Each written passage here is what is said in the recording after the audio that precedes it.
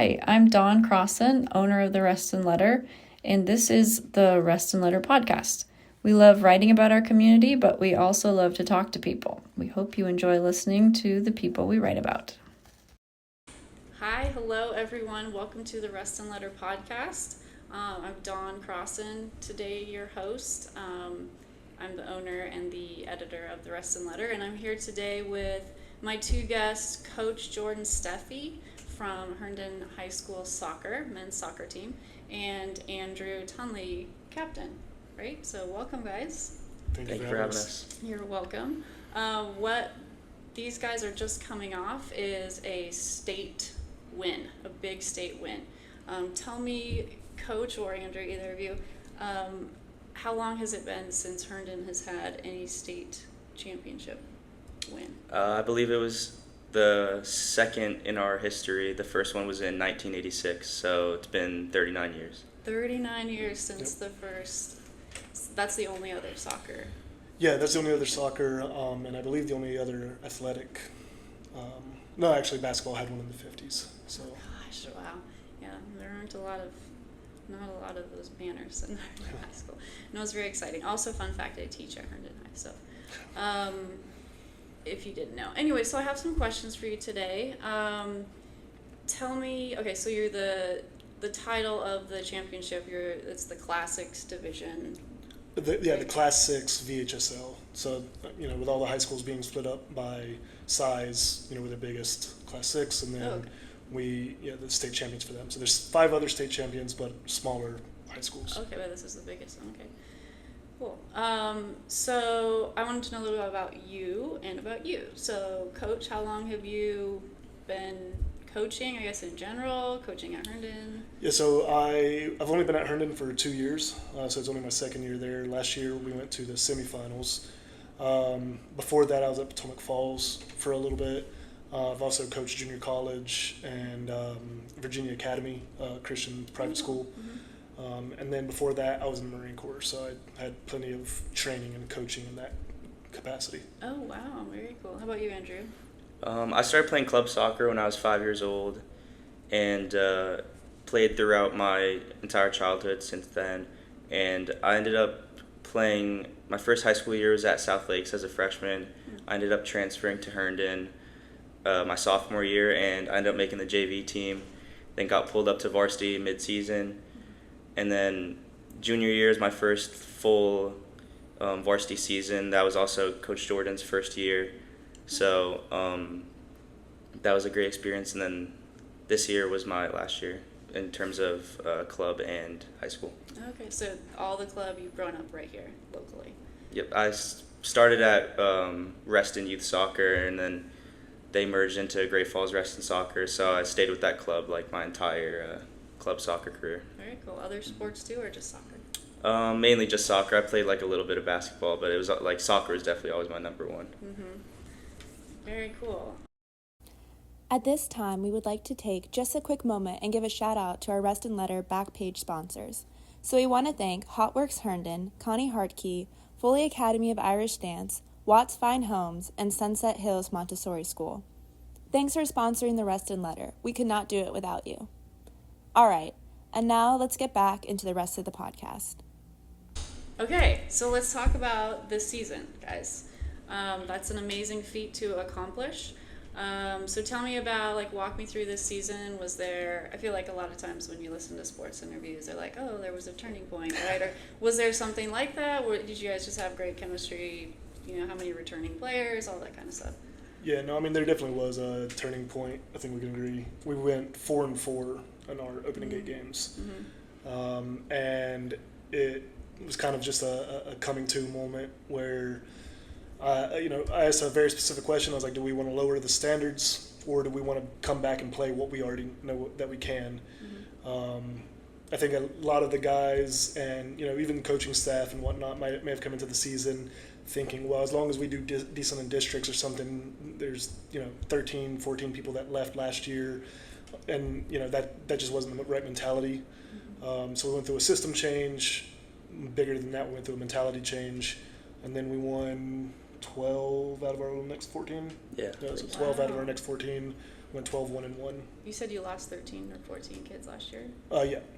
That's amazing. So I was wondering about that because I went to one of the games last year, and I remember people being like, so many kids are graduating, and I had a lot of the students, like, well, it's a great season. Everybody was really pushing for you guys to do well. So I was actually surprised that you did well this year, just overhearing that because I had heard so many kids were moving on. Yeah, I think a lot of people were. I mean, we lost 8 or 9 starters.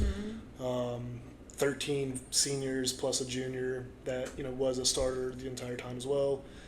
I mean, became kind of a joke that this was supposed to be our rebuild season, and here we are. Yeah.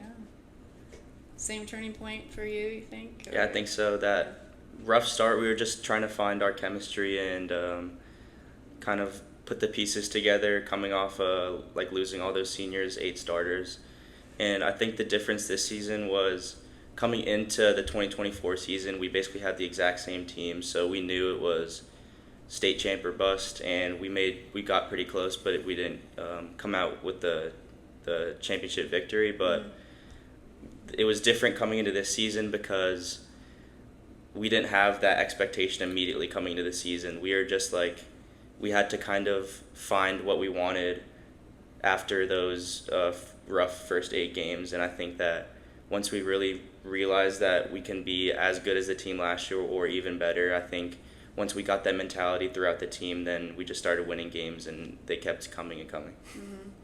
Now, are a lot of these kids you grew up with that you're still playing with, like you played youth soccer with? Do you know them well? Is I think there like that kind of...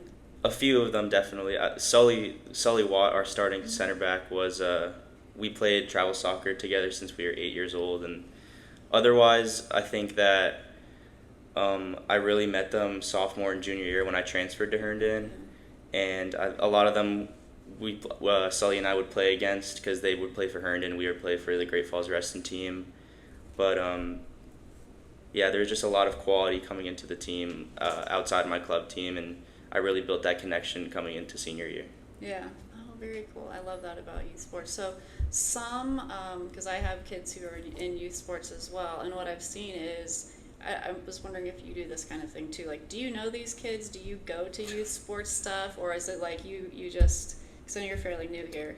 Yeah, no, I mean, I only moved up to Virginia in 2018, and then before that, and I'm not part of the club political system, so I don't know a lot of, I'm still learning. I ask these guys, how's this team this year? How's this team doing? So that's never been my forte. As the high school coach, we get all of these kind of like a melting pot, and then I have guys who might play for striker on their club team, but on our team, their best fit is a back, or vice versa. Centerman might go to the wing. So it really is. It's pretty different, and I think Tunley can attest to it from the club atmosphere. Personally, I think that the experience that the boys get from it is probably a little bit more intense. You're fighting in club. You're fighting for yourself, and that's always going to be a drive.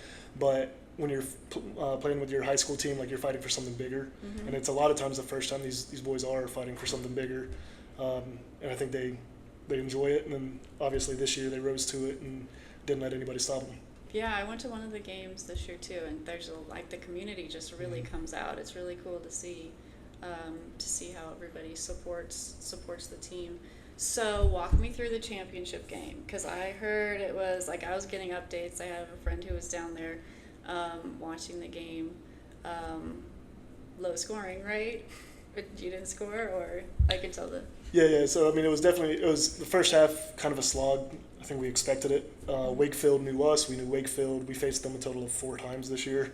In the regional final, then we faced them in the district tournament, regional final, and state final. So, we knew them. They knew us. We knew what it was going to be. So yeah, first half definitely low scoring, kind of respecting the opponent.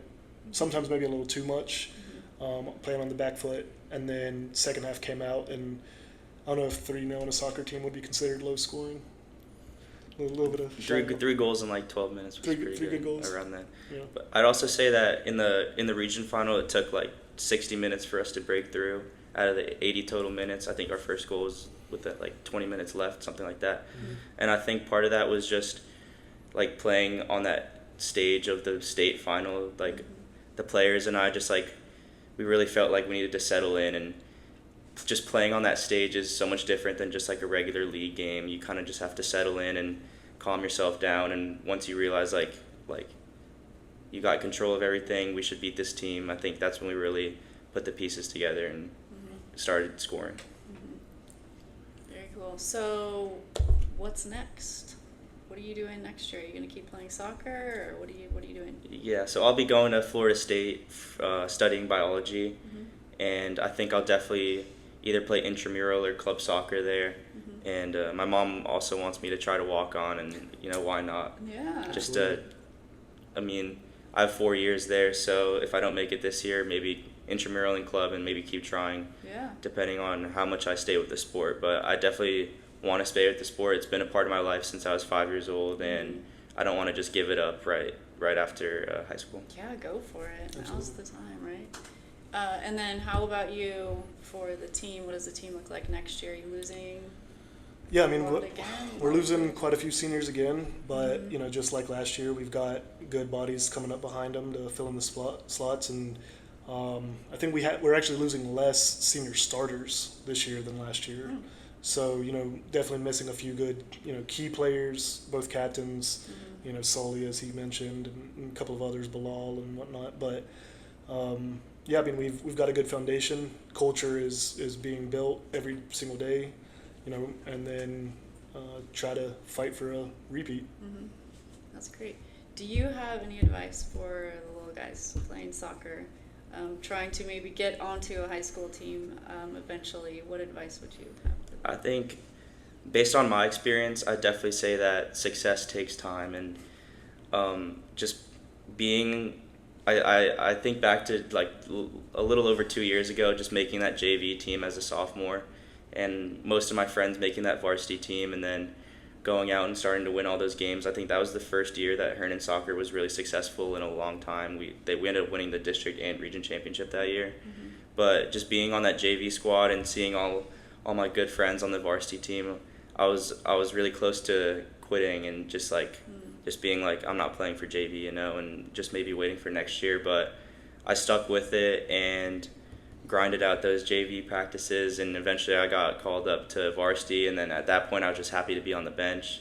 And then I started getting some playing time, and just like over and over, just like I feel like just putting in that work, even when the results aren't like immediate, is definitely like something that I'll take away from high school soccer. Because like over time, from my sophomore year to my junior year to my senior year, like just putting in that work has really shown me that going from JV to varsity bench to a varsity starter to varsity captain, like that's just a learning experience that I'll never forget. Yeah, very cool. So a few things to end with. People in the community, like I was saying, people in the community I see out at your games, like the little kids. I see a lot of the little kids because I've got an 11-year-old, so I know that a lot of his friends go to the soccer games. So just kids who are interested in soccer, how can parents follow your schedule, like the high school schedule?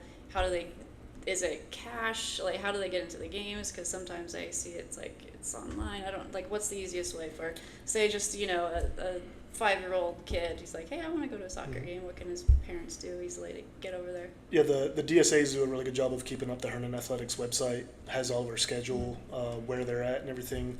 The gates, I think, take cash, but they can also buy it online. What's the app or website that they can do? Do you know? It's usually on the Hornet Boosters like website or so Instagram, they can buy the ticket beforehand and whatnot, and then just follow and support, and as he said, just keep watching, keep playing, and one day you might be the one that people are coming to watch. Yeah, very cool. Anything else you want to add to all of our listeners out there? Your friends, your family? I'd say just we're losing a lot of good players this year, but I think we'll be as good next year. So definitely keep up with the schedule online. It's posted on a few websites, and come out and support the guys. All right. Thank you so much for being here. Thank you. It's very nice to have you here.